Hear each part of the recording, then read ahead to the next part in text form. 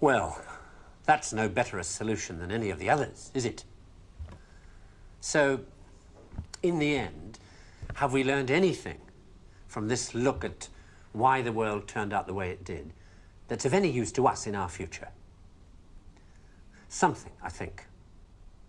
That the key to why things change is the key to everything. How easy is it for knowledge to spread? And that in the past, the people who made change happen were the people who had that knowledge, whether they were craftsmen or kings. Today, the people who make things change, the people who have that knowledge, are the scientists and the technologists who are the true driving force of humanity. And before you say, what about the Beethovens and the Michelangelos? Let me suggest something with which you may disagree violently. That at best, the products of human emotion, art, philosophy, politics, music, literature, are interpretations of the world that tell you more about the guy who's talking than about the world he's talking about. Second-hand views of the world, made third-hand by your interpretation of them. Things like that, as opposed to this. Know what it is? It's a bunch of amino acids, the stuff that goes to build up a worm or a geranium or you. This stuff's easier to take, isn't it? Understandable, got people in it.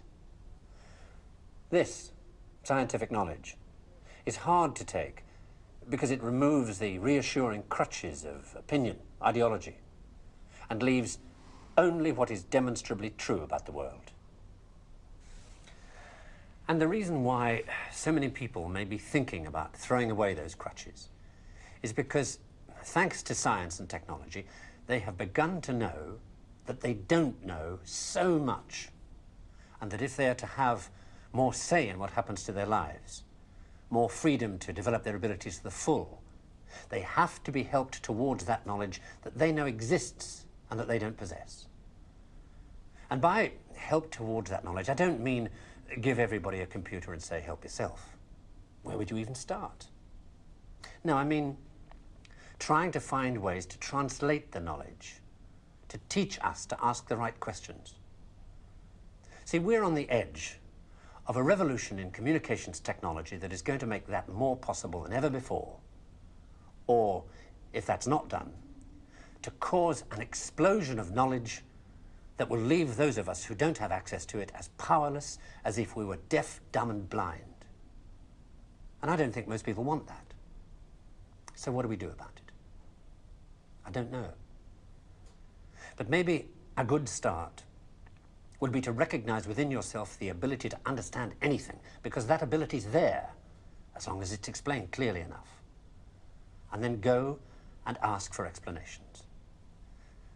And if you're thinking right now, what do I ask for?